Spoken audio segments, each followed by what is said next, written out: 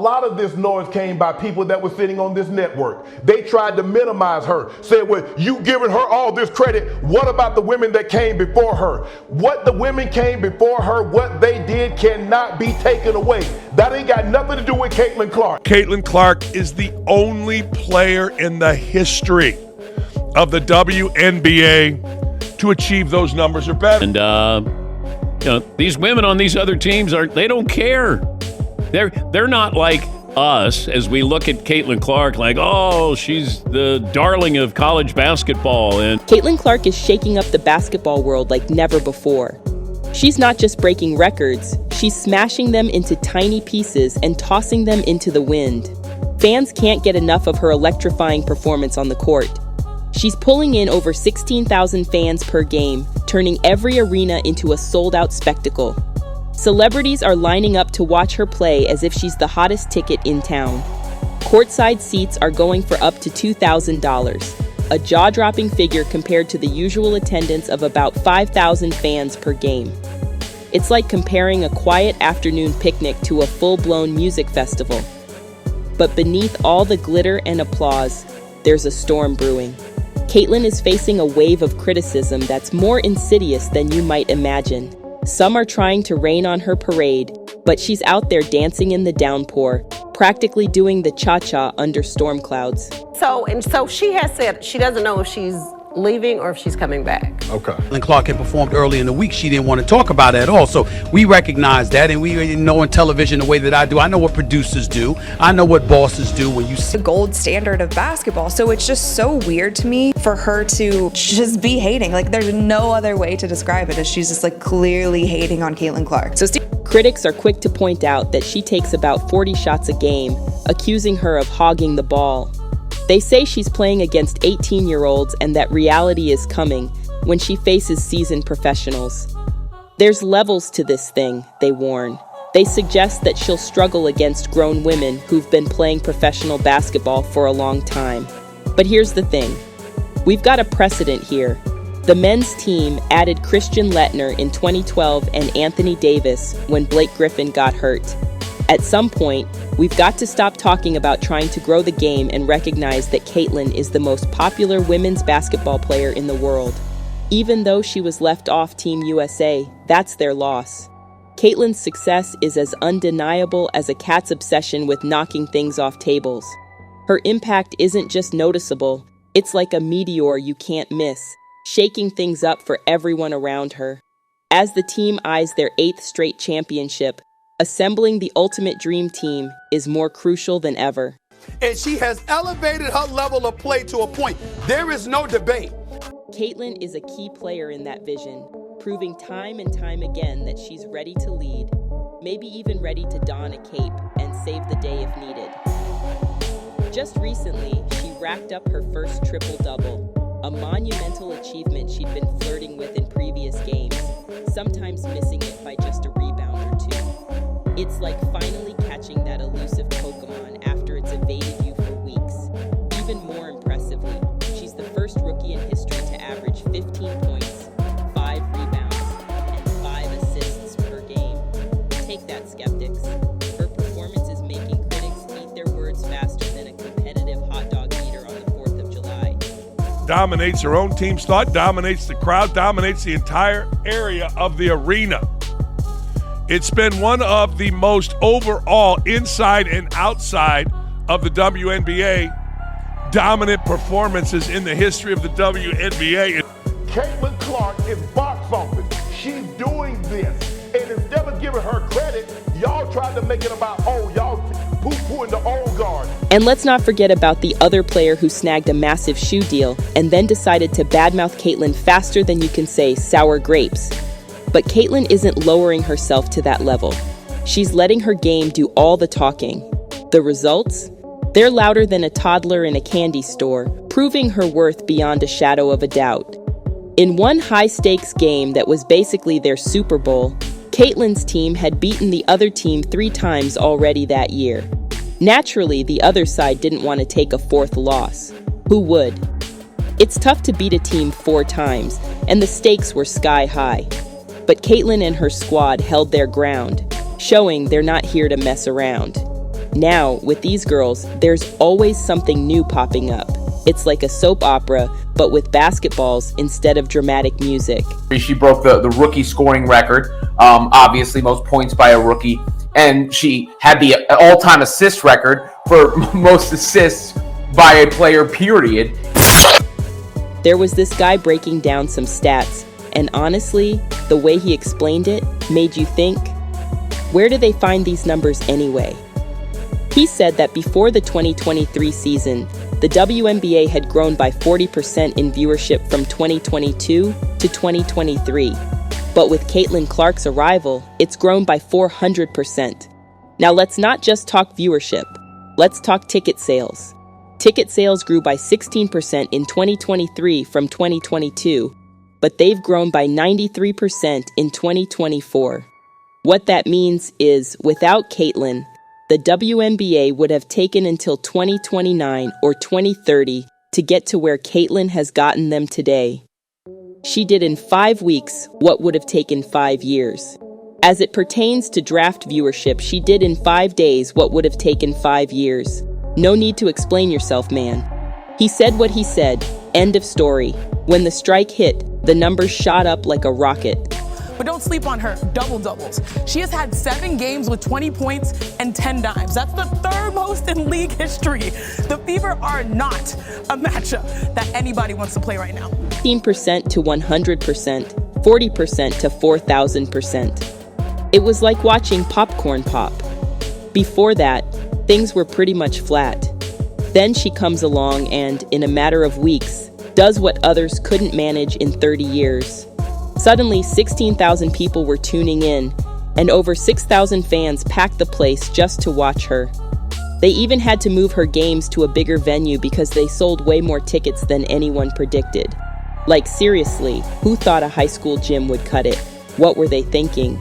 It's as if they didn't get the memo on how big this was going to be. And now, she's selling 20,000 tickets. That's wild. A drama-filled weekend for the WNBA. We were talking about this at the end of last hour with what happened on Saturday with Caitlin Clark. And Caitlin Clark is going to get eyeballs, going to get clicks. And in the last roundup, there wasn't even a chance to mention the other former WNBA players who've chimed in. But there's one player worth checking out. She said her record was hidden from everyone for 43 years.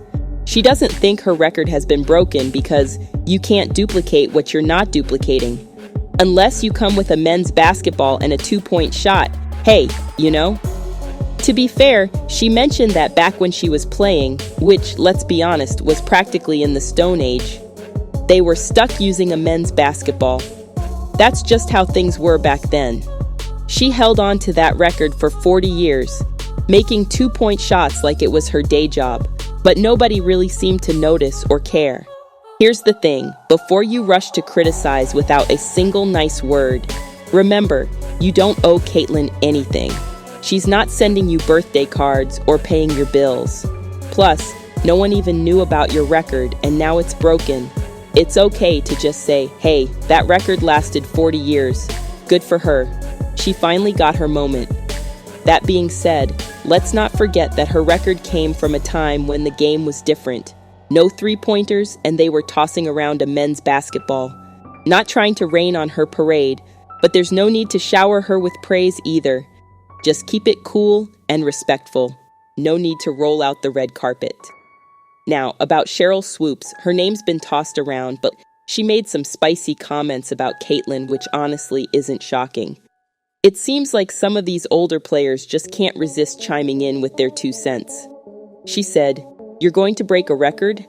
To me, if it's legitimate, you have to break that record in the same amount of time that player set it. Well, if Kelsey Plum set that record in 4 years, well, Caitlin should have broken that record in 4 years." Right.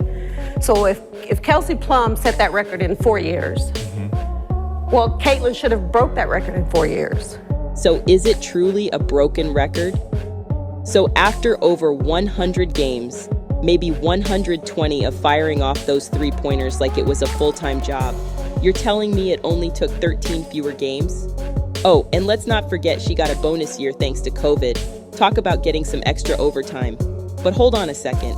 A simple search would show that Caitlyn has only played 3 years.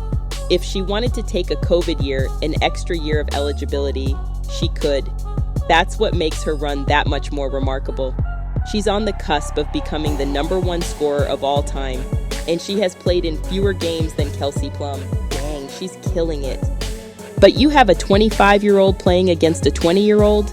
Like, you should be killing them, yeah, because you've been doing it a lot longer than they have. Okay, once more, a simple search would show this. Caitlin Clark is not 25. She's not the elder stateswoman. On January 22nd, her birthday, she turned 22. She's not even close to 25 yet. Don't know where you're getting that number from, but it's way off. She got drafted at 22, and this is literally her rookie season. She's still 22, not magically 25 overnight. It's like being the last one at the party just figuring this out now. Better late than never, right? Fun being had from none other than Iowa Women's Hoops Twitter handle.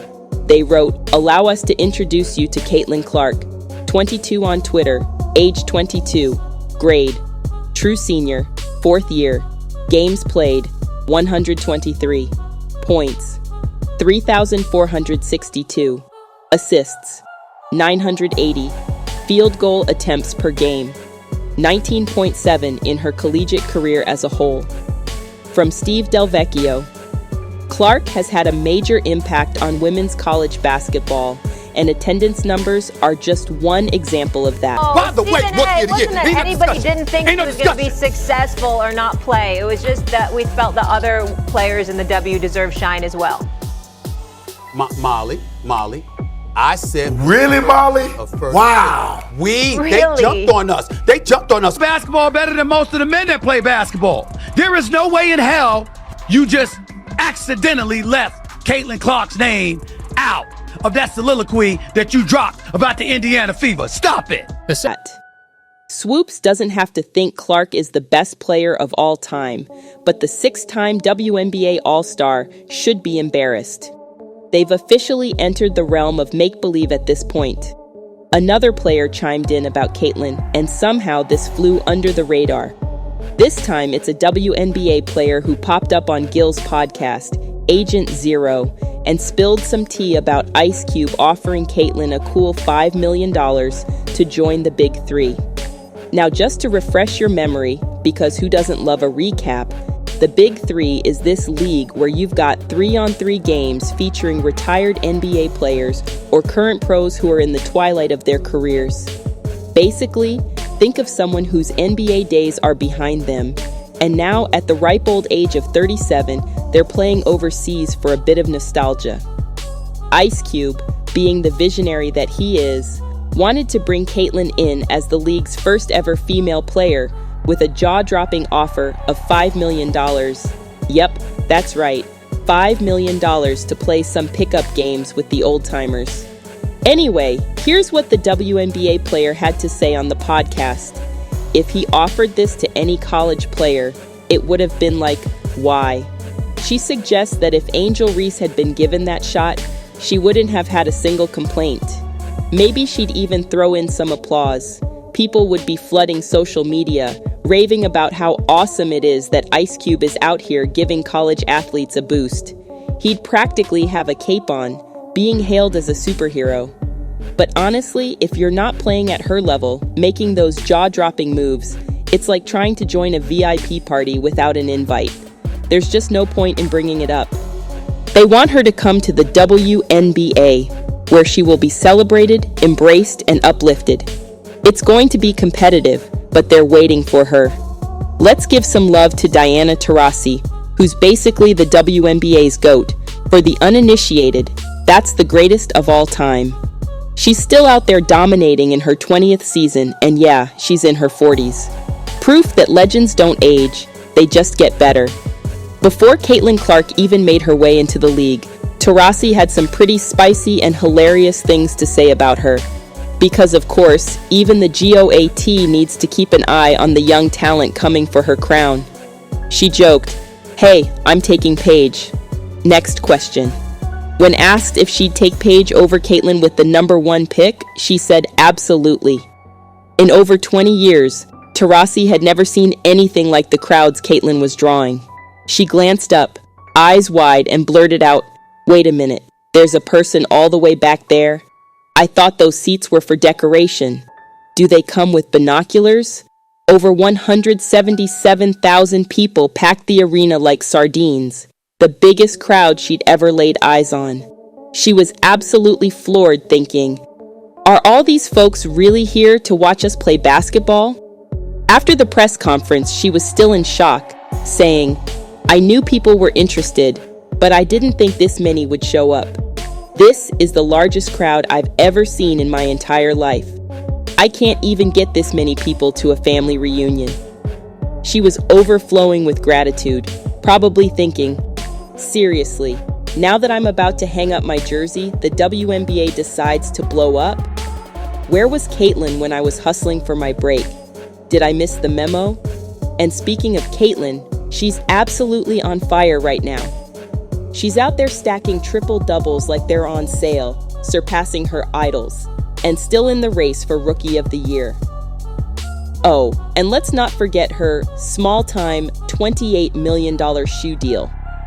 But it does make you wonder, is this ride ever going to slow down? Will defenders stop chasing her like she's the last bus of the night? And what's the deal with her getting snubbed from the Olympic team? They said they needed the 15 best players, but apparently she hasn't earned it yet. Meanwhile, she's packing 20,000 fans into arenas, while others are struggling to pull in more than a pickup game at the park. I mean, come on. So there you have it. Caitlyn Clark is making waves, breaking records, and still facing challenges that run deeper than most realize. From being snubbed by Team USA to handling critics like a pro, she's proven time and time again that she's not here to play around. Unless it's on the court, of course. The big question remains, will the criticism ever stop, or is it only fueling her rise to greatness?